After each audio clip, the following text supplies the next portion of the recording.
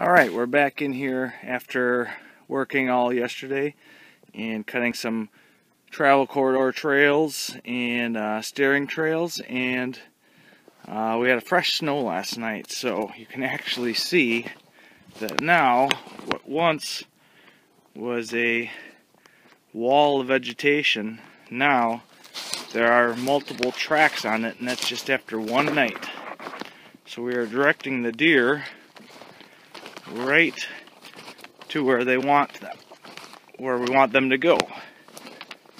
So we're already starting to create habits for the deer and patterns. So we know that the deer will be using this trail,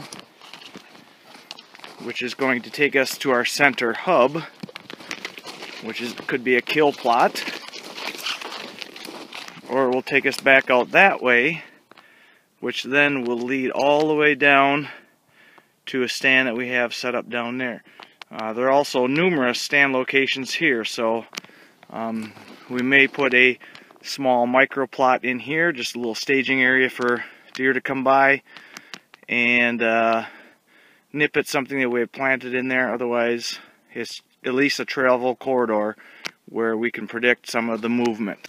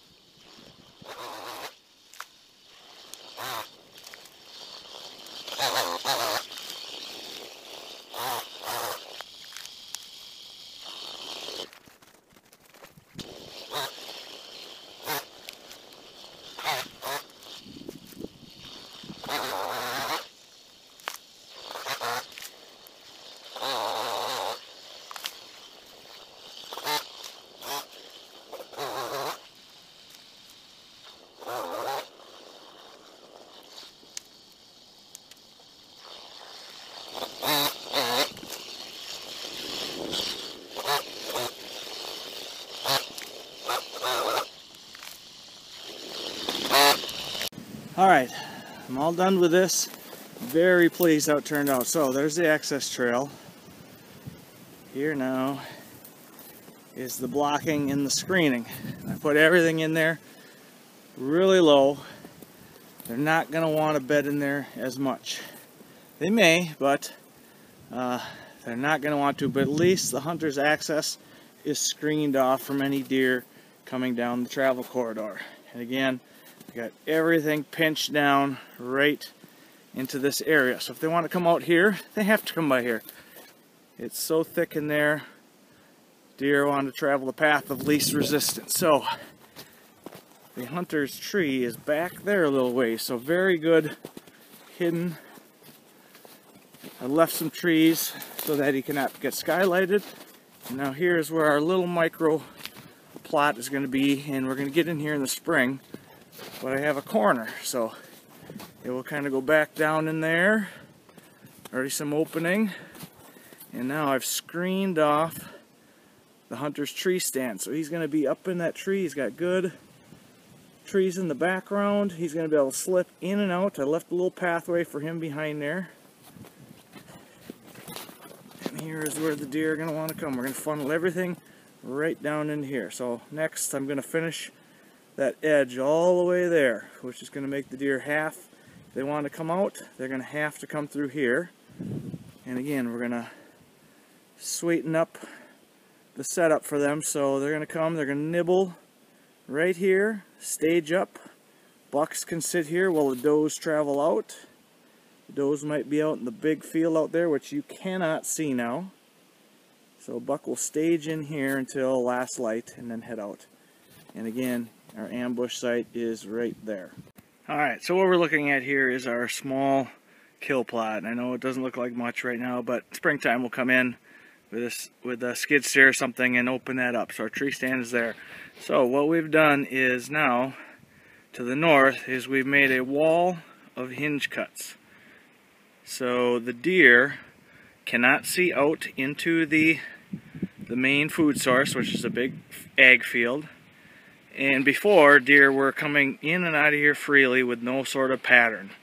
Okay, so what we're going to do now is we pattern them to come through this edge. Deer love to run edges, especially bucks. They get upwind or downwind of doe bedding areas. So hopefully they're going to run this edge scent checking, and we will screen this off even more once we get to the spring. We're going to take a little walk. So again, I've made heavy hinge cutting, and I hinged these ones fairly high in here so that deer will bed. There are already lots of beds in here, so we can bed them, but you can see here used to be a trail, and we blocked that off now. So the main trail is just down there. So hopefully deer are going to want to travel this edge of cover. And what we're going to do is we're going to make little trails out to our main trail, which will be out in here. So there's beds all over in here. So it's actually a pretty nice setup already. I'm going to go through some thick stuff.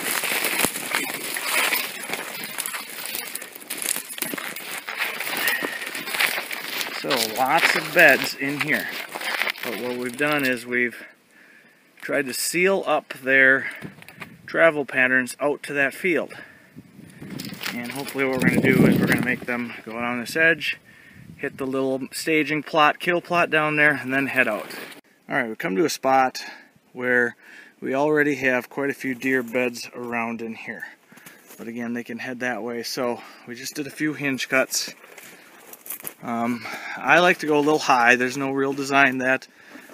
I know that, you know, they don't need overhead cover, but what they do need is side cover, and this will balloon out, and then down here where it's angled will sprout off with shoots, and they'll be able to browse this. But this overhead cover will just kind of keep them feeling comfortable. You know, you don't need, lots of people say that you shouldn't hinge high. Well, I've hinged high for years, and it's turned out pretty well. So here's an example of just enhancing the bedding area that they're already using. Alright, we're at a spot now that's it's pretty cool that just last weekend I made this little travel runway for the deer, and you can see there's orange flags up in there.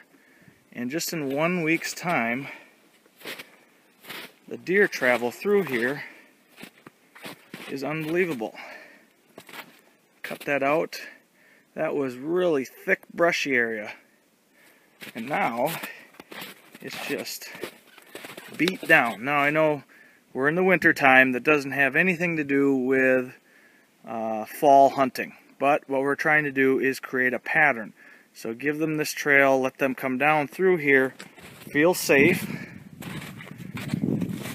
And now I've connected this one. We'll go up to our hub, which is in the very center of this bedding area, which will be a probably quarter-acre food plot in there. Now the hunter, the owner, probably will not hunt it that much, but we will make some access trails for him to get in. But it will be a absolute dynamite spot inside the cover here for rut hunting. So again, we've created the patterns. Alright, I've now entered the hub, and just after yesterday we have a trail coming in from that direction. We have deer coming in from that direction. We have deer coming in from that direction. And we have deer coming in from that direction. So it's exactly what we want. All the deer are going to come in here and just stage up before they head out to the destination food source, which we have a large ag field out there. We'll have a food plot out through there, and there will be another large ag field out there. So the hunter can get in and out of here. He knows deer are not going to sit in here that long. And by the time the deer travel out of here, he can leave quietly and slip out the back.